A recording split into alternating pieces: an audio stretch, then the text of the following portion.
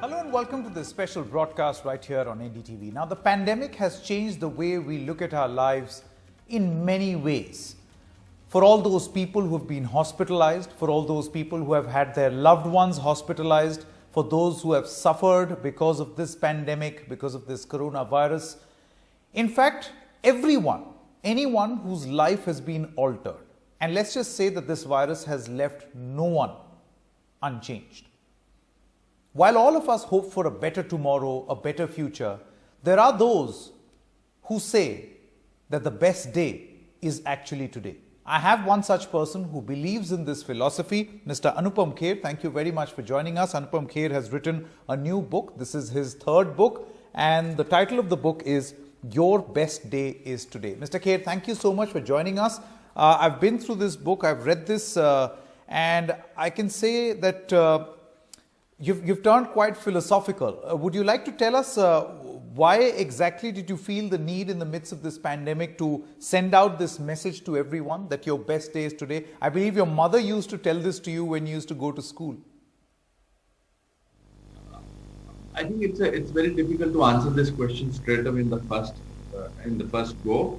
But your best days today was a life mantra given to me and my brother when we were children. We came from a very poor family, and maybe I think this was my mother's way of telling us that when she used to go and drop me and my brother to a school which was about 10 minutes walk in Shimla, and at the gate of the school she used to say it in Kashmiri, Chon Azuk Dochu Sayanipur Jan. That was in Kashmiri, which translated into, because I don't think she had anything more to offer but to this hope, which translated into your best days today.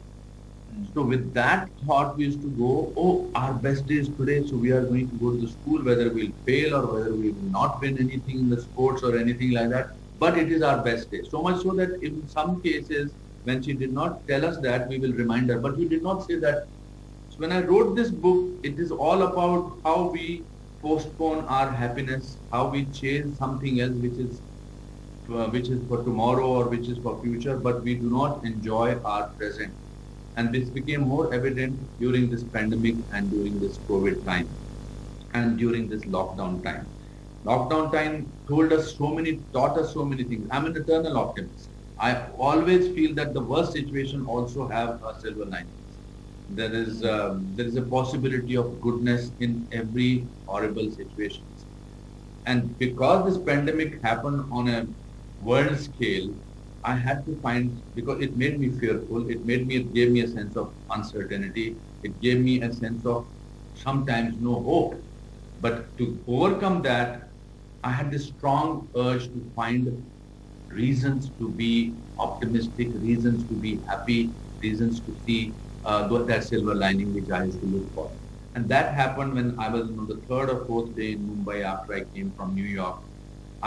First time in my stay in New York, in India for 39 years in Mumbai, outside my house, I heard birds chirping. I heard a koel cooing.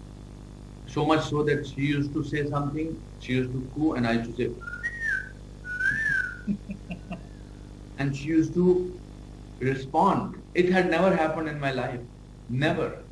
First time I also saw a blue sky in Mumbai. It had never happened. So I said, there is an optimism. I can see that silver lining. I can see that hope somewhere. And I also ironically thought that how we as human beings are in caged houses and how the animals are roaming around freely and the birds are chirping freely. So that is how this started. And I also discovered that this pandemic and this lockdown made us realize that we as people do not need more than three things in our existence in today's time. The moment pandemic started, the moment lockdown started, we all wanted to be our close ones, to be with them. Mother, father, brother, sister, wife, children.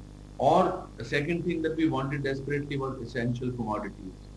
Roti, rice, dal, gas, etc. And third thing, Wi-Fi should be working so that we can communicate with the world. Rest is all mirage.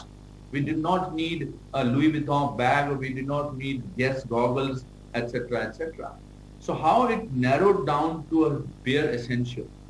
And I, as an actor, always write down if I find my dialogues to be difficult or they are long passages, because then it registers. So I thought I will want to write about what I am going through. Very well. And how I am looking at some optimism, some hope during this. And that's the end of it. Also gave me time to do something, because at the same time we were losing people. I lost my friends, Rishi Kapoor, Irfan Khan, my yoga teacher's husband. Death all over the world was becoming more of a statistics than a reality, than a feeling. So where do I find some kind of happiness or some kind of peace in writing? Sure. Your family got COVID, my family got COVID. My mother, my brother, my sister-in-law, their daughter, suddenly this was too close to life. My mother was in the hospital, she was in the isolation ward, and she had not even expected that. Even we had not expected it. We were just taking her for a drive and getting a CT scan done for something. She was feeling a pain in her liver. And the CT scan came out and it said she has COVID, and we had to take her back to the hospital instead of going to take her back home. So it was happening on a very personal level. Correct. And I was still looking for answers, and those are the answers that are in this book.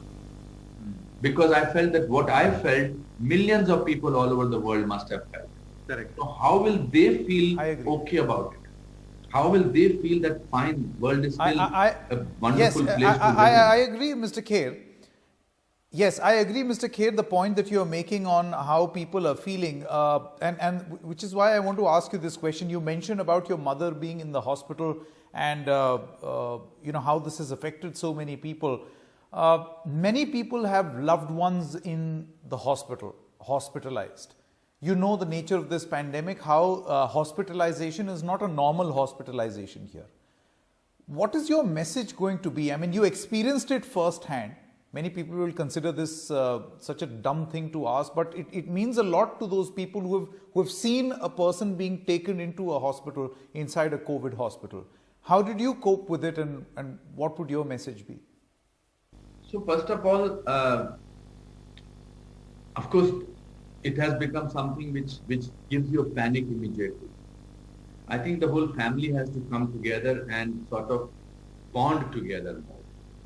Have a sense of togetherness more. And also the people around them, which are not maybe a family members, do not have to look at this family which has a COVID patient as something, oh my God, this we should stay out of it. Because that was happening quite a bit. That still is happening quite a bit. But earlier, 2-3 months back, it was happening. I think they have to be optimistic and they have to will it to get people out of it. Doctors will do their job, but not giving up is the mantra. I think that is the mantra of life for me in any case. Not giving up. Positivity, optimism, positivity. Because if you give up, somehow the universe works in that manner. It works. I know that a lot of people must be positive and still they have lost their people. But I as a person, or I as an author, or I as an actor, or I as a person who has experienced this on a first hand, can only tell us how I went through. I said to myself, I have to get my mother out of the hospital. Fine, she will be fine. So I told my mother, you are fine. There is nothing wrong with you. Don't think negative. And you know, again, Mr. Kher, unlike any other disease or any other hospitalization where you are by the bedside, and you can always hold the hand and say, don't worry, everything is going to be fine. The positive nature of your attitude can actually be communicated straight up. Here you are mandated to be physically away. You cannot do that physically. I mean, all you're left with is a mobile phone device, which in many cases people don't even have that. So you're mandated to be separate. It's very difficult to keep that positivity going. I mean, you have experienced this, I have experienced this. I'm sure millions of others have experienced it too. The most helpless feeling in the world. You're completely helpless. My mother did not know, because my mother thinks my son is Anupam Kher, he will make everything work. He will walk into the hospital, people will be his fans, and nurses will come, doctors will come, which happens earlier, because I've been in movies for 36 years. So people have this recall value, etc. But over here, I was not, I had to leave her at the emergency room. And from there, she was taken on a stretcher. Sure. You can only pray and you can only sort of be positive about it. What else can you do? Yeah. Sure. You cannot do anything else because it is in the hands of the doctors and they are trying their level best. In fact, also it made me realize how much work has this Corona warriors in the shape of doctors, the Safai Karamcharis, the selfless work that they have done, the frontliners as they call it. So, still there are a lot of people who are suffering with that and still people who are recovering. Thankfully, in India, I think we have millions of gods in every religion where we can pray to. Somebody, at least I am practicing Hindu, so I have Hanumanji for this, Sankat Hare, Pide Sapida, Ramji for this, etc., etc. And I'm sure other people also have their own gods. You can only pray. You can only have faith. You can only spread optimism, that's all. True, Mr. Kher, I agree with this point on doctors being the saviors because you're really at their mercy and they're doing their best and they need to be celebrated. I couldn't help but notice this chapter number 23 on page 187 in your book, which talks about the healthcare crisis in India. I mean, that's how you have listed it right here. It's called the healthcare crisis. I mean, let's not be diplomatic about it or feel a little shy about saying this. Do you think that this is an opportunity to finally, for people, for governments to realize that healthcare has to be topmost priority more than anything else, health and education. And this pandemic is nothing but a rude realization that there is, in your own words, a healthcare crisis in India. Well, I personally feel, Sanket, the healthcare crisis were more pronounced this time in so-called much advanced countries than in India. Look at the whole Europe. Look what happened there. Look at America. What happened there. But yes, I think this whole pandemic, this whole situation will bring in. Also, it will take us to original ways of dealing with our lives. Whether yoga will become important, whether healthcare will become important, where Ayurveda will become important, and where basically exercises will become important, because we will discover that it is important. We used to always wash hands. Yeah. The namaste, the concept of namaste in India has a lot to do with a certain amount of cleanliness, or with certain amount of not transmitting germs by shaking hands, etc.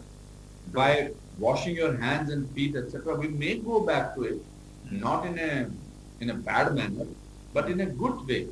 Yoga will become an important factor. The cleansing of your body will become an important factor. So I think it will happen, and also the government will, hopefully, will make a program so that everybody takes care of their health. Yeah, absolutely. Okay, Mr. Kher, let's move on now from your book and talk about other things also. I know you must have been asked this question a lot of times, but I have to ask it myself as well, because you're seen as someone who's pro-establishment, pro-BJP, if I may. I want to ask you straight up, Mr. Anupam Kher, what are your political leanings? First of all, I must clarify that anybody who votes is a politically leaning person, because he may not announce it, but he is going and putting his hand or a mohar on some party. So anybody who says that I don't have a political leaning is lying. So this is very clear. That's how we have this many votes went to this. Whether you go and vote for a certain party, but there is a political leaning. Of late, what has happened is, because I have a great admiration for our Prime Minister, and my wife is a BJP, people think that I am a BJP leaning person, which is fine with me because it doesn't bother me about it. If tomorrow Congress has some amazing leader and who instills a sense of great admiration in me, I will certainly. We, for 70 years, admired Jawaharlal Nehru to Lal Bahadur Shastri to even Narasimha Rao to Indira Gandhi. So at that time we had nobody. It's only in the last 7, 8 years or 20, 10 years, this whole thing has started happening that who are the leaders. So I see a great leader in Mr. Narendra Modi. I see a person who talks about India, who communicates with everybody, who spends for the last 6 years, whether on Diwali he goes with the people of the army and forces, who is communicating on a simple level with the sports person, with scientists, etc., etc. And I think we should not be blind to that. So in that sense, if people want to think that it's a political leadership is on that side, then it's up to them to decide that. But I hope that somebody in opposition, at present opposition, comes up and sort of says that a great spark. I feel that people, there are some very wonderful. Milind Deora is a very good leader in Congress. There is Shashi Tharoor has possibilities, and also Jyotirajya Scindia. Now he's joined BJP. Both, you know that we can't be that's interesting to hear. Diplomats in answering this question. We know, you know, I know, and the world knows what a disaster a certain party is becoming. Now, it's not, I'm not criticizing them, but that even though they know. So, and if somebody comes out, we had great faith in, I had participated in Anna Andolan, but unfortunately that went on a completely different tangent. I am, if you're asking me political leaning, my political leaning is towards a better India, towards a more powerful India. And whoever offers that better India is acceptable to Anupam Kher. You've made certain... So my country was born on 15th of August 1947. I was born on 7th of March 1955. So I have seen an elder brother or sister or mother, whatever you want to call India. We have parallel traveled together. What I feel for my younger brother, I feel for my elder country. So whosoever gives that my country a feeling of stability, power, pride, I am leaning towards that. So you've taken a lot of interesting names and reposed faith in many Congress leaders. I don't know if they are hearing or not. If they do, it will be interesting to know what they have to think. Now, Mr. Anupam Kher, can't let you go before we ask you this all-important question of a farm crisis at this moment. The farmers are up in arms. I want to know from you, was this the best possible way in dealing with the farmers? I mean, farmers are up in arms. They are upset. A law supposedly in their favor, the farmers do not want that law. What do you think about the handling of this situation by the government? So, first of all, I don't know whether this is a crisis of the farmers all over the world. But yes, I totally, like you, agree with the fact that there are andatas. And I'm not saying it to sort of escape the question. I feel that farmers, we are a land of farmers. We khana, pina, sab kuch inke taraf se aata hai. Unfortunately, it also looks like politically motivated also in certain areas. It does come across. You do see videos. You do see whenever there is an Article 370 that is abrogated, you saw a whole opposition against it. But it still got passed. As a Kashmiri, I know it's the best thing that has happened to Kashmir, not only as a Kashmiri Pandit, but for the Kashmiri Muslims and everything. I know that for sure when people wanted triple talaq, there was opposition happening, and that also was good for our Muslim sisters and mothers. So you have a pattern where whenever people wanted to do good, the opposition has no way of sort of proving a point, because they don't want to. They don't want to oppose the. There was an opposition of the demonetization also. So there is a pattern over here, and there are videos coming out of it. I don't like. Farmers should be given their right. Farmers should be given what they are asking for, and I think the present government may want to exactly the point. Sort it out. But when I see Khalistani jhandas in the farmers Andolan, I get a little worried about it. See, again, the farmers have said that these are isolated incidents of various people coming in, notorious also in nature. But do you or do you not admit that genuine concerns of farmers must be heard by the government? should be addressed, and they should sit down together. And I'm sure the present government does not want farmers farmers standing up against them. They want them to solve. But how many people know about farm law? How many people know about that? It's like CAA. How many people actually knew about it? But there was a possibility created, and that whole thing became a movement. Now that did not work. Now this is know what is good or bad for them. I'm concerned about these people who are moving around without masks and things like that. But I'm also concerned as an Indian. What is this Khalistani Jhandas doing there? What are these people doing there? As far as genuine farmers are concerned, they should be addressed. Their problems, if they feel there is an insecurity about this law, then it should be addressed. It should be taken care of. Mr. Kher, I wanted to ask you something very interesting. With this reference to Khalistan and Tukre, I see that there is this tendency to label people immediately, particularly protesters. Anyone who is saying something which is uncomfortable to the dispensation. I'm not saying people directly from the dispensation, though there are some member parliaments who have said, MPs who have said things about these protesters. But the paraphernalia immediately gets into labeling. Khalistani, Tukre. So do you think that this labeling is counterproductive? One must not label? Tukre is a label given by the people themselves.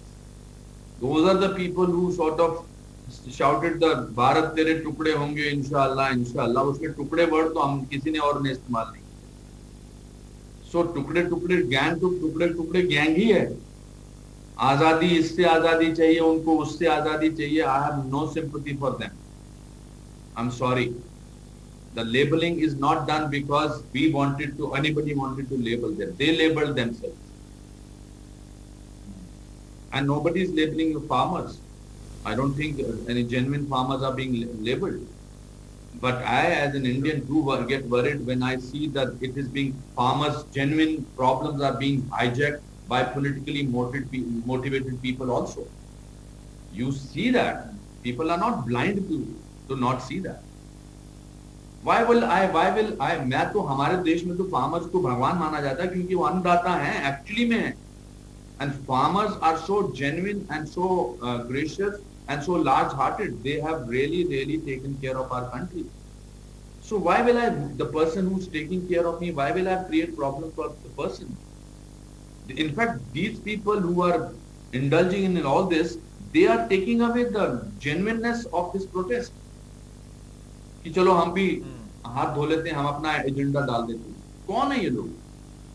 No, the reason why I'm asking this question because many celebrities and interestingly, many cine stars, singers, they've all come out in support of these farmers. In fact, many of them have opposed these labels that you're talking about. They don't want farmers to be labeled like this. I mean, there was an ugly spat between Diljit Dosanjh and Kangana Ranaut. But celebrities have come out in support of farmers. Genuine people will come out for the support like this. But people are also wary about it. I'm not saying that. I'm sure anybody who eats food will support the farmers, but not necessarily the farmers who are also camouflaged as Khalistanis or as other people also. Who will not support farmers who are genuine? I'm sure everybody will support. There is no way about it. But this whole thing is being now turned into a certain kind of thing, and nobody is labeling it. I think nobody should label their. But if these people are being hijacked, this whole movement or this whole problem or this whole concern is being addressed in a manner that it should be, we should be very wary of such people. Whether they are anti-social people, anti-national people, or whether they are wanting Khalistani people, or whether they are wanting unrest, they are wanting to create unrest, etc. I don't think that's not a good thing for the farmers' genuine agitation. All right, Anupam Kher, always a pleasure talking to you. Thank you so much.